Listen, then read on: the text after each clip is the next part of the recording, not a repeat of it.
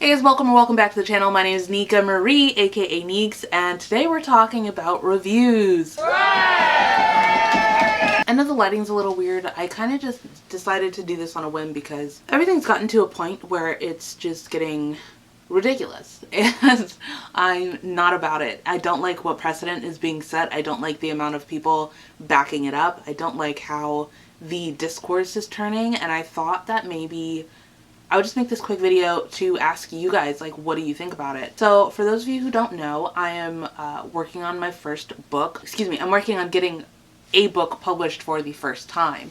This process has been long, arduous, painful in a lot of ways. It's been, for lack of a better term, very fucking hard. So I do understand in the smallest of ways what writers and authors are saying, but also I definitely understand that what they're asking for is censorship. So let me back it up a little bit and explain what is even going on and how this discourse around reviews even started. So a while ago, or not even a while ago, maybe a week ago, Gavin from How to Train Your Gavin, love Gavin, first of all. We shall not tolerate any slander of Gavin in the comments. We'll get into that, but I don't want you guys to think that I love Gavin. I think he's a sweet little bean. I don't think he deserves anything that came from this, but I want you guys to know that as I'm talking about this, I am taking my bias about Gavin out of the conversation as much as I humanly can. Obviously, bias is never completely gone, but anyway, How to Train Your Gavin put up a video called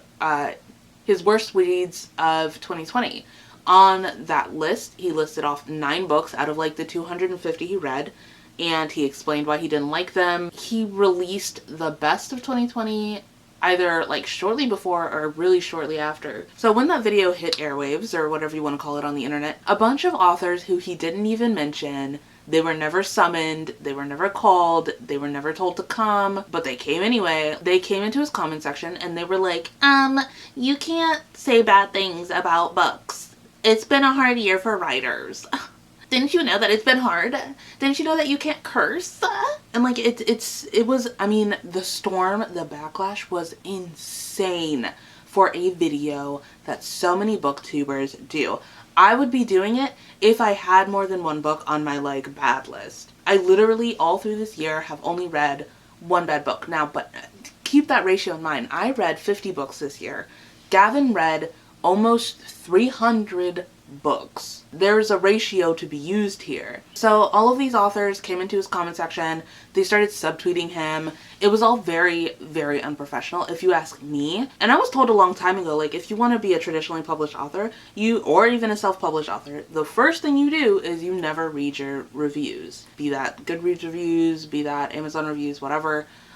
You have to have enough discipline to not go hunting for bad shit that is being said about your book. Because like I said, writing is hard. Writing is really fucking hard. Writing is like pulling your soul out and ripping it to shreds in front of your computer or whatever you're writing on, and then building it back up. Anyway, so some of those authors were really sticking to a couple of talking points that I do want to talk about right now.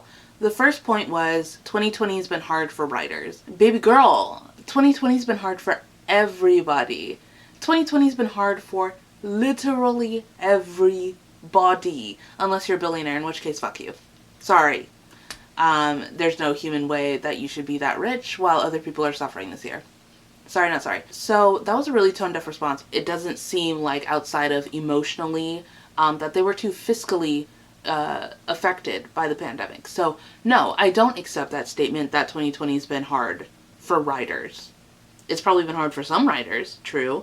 It's been hard for publishing as they awaken up to certain racist practices and homophobic practices within their walls. Yes, yes. Sorry, that was a little angry, but whatever. So that was one of the sticking points. Another point was that Gavin cursed too much in the review. Therefore, everything he said was disrespectful and like aimed at the author somehow.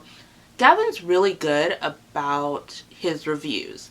Gavin is one of those people that makes it clear that those are just his opinions. He's not stating a fact about the book. That's just how he read it. That's just how he interpreted the things in the book. So I do feel like it's very unfair for these authors to come and be like, because he cursed, he insulted the author, and blah, blah, blah, blah, blah. And again, we know writing is hard.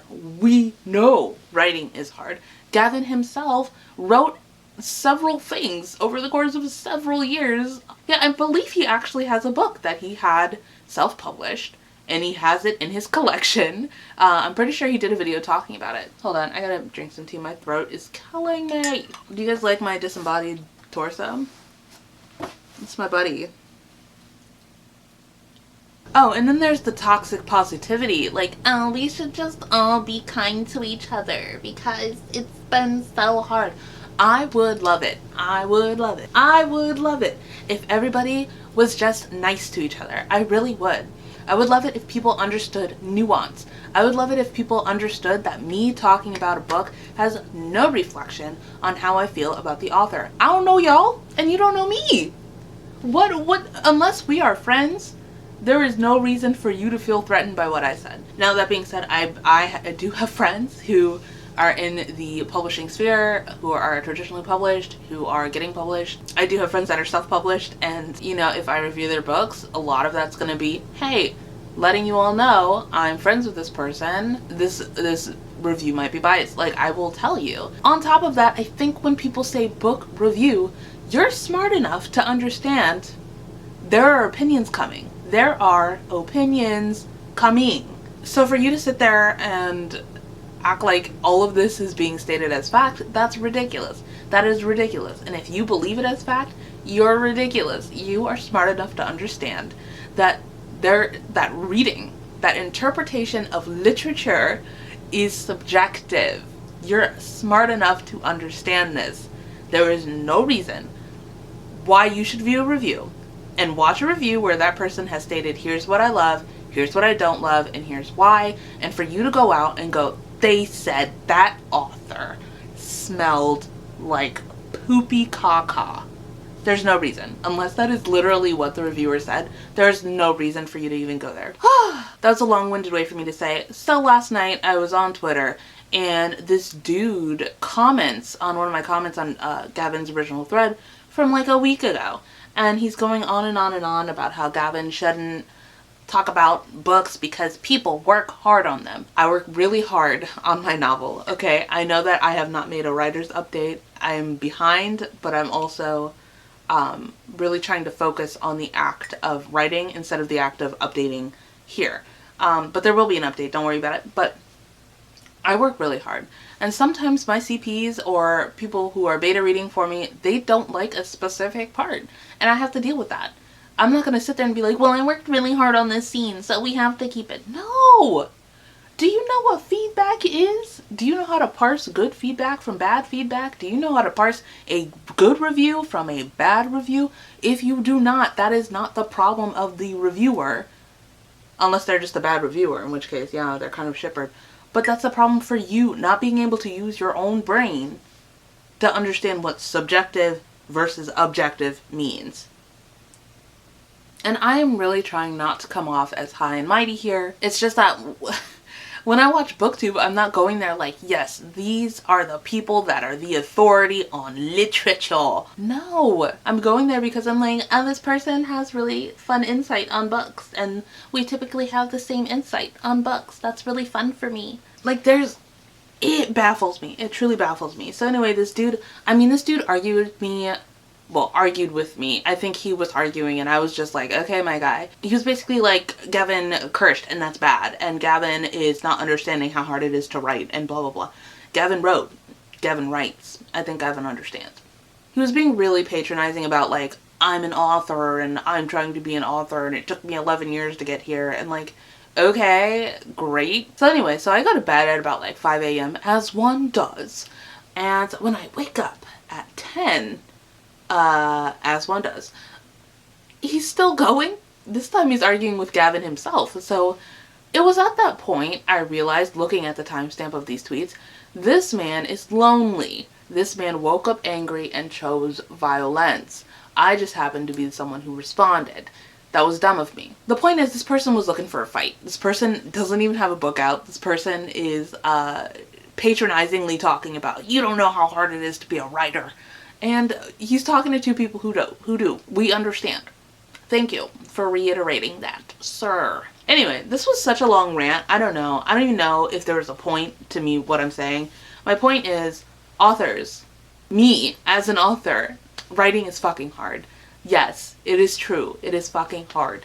But, you know, for me personally, I am on this track not to only get good reviews. I would love only good reviews. I am very sensitive and very angry. But one thing I won't be doing is putting myself in a position to get upset over someone's opinion. If it's someone who I highly respect, I might read it. If it's just some rando who I don't know, bitch, okay. Have your opinion. You're welcome to your opinion. Thank you for reading my book. That's super awesome of you. I wish that other authors understood that their books are not them. You wrote this story and you put it out in the universe, and sometimes people just aren't gonna get what you're trying to put down. It is all just so subjective. It is all just so subjective. For example, there's a part in my book where, I'm just gonna give you this really brief example. There's this part where I was trying to illustrate that one character walks in with their shirt balled up in their hand and wipes the sweat from their face, while our main character is looking on and like drooling because he's a sexy man. And like what I wrote and how my CPs read it, two different things. So in my brain I'm like, oh yeah, everyone's gonna know that this is a shirt balled up in his hands. And both my CPs were like, what the fuck?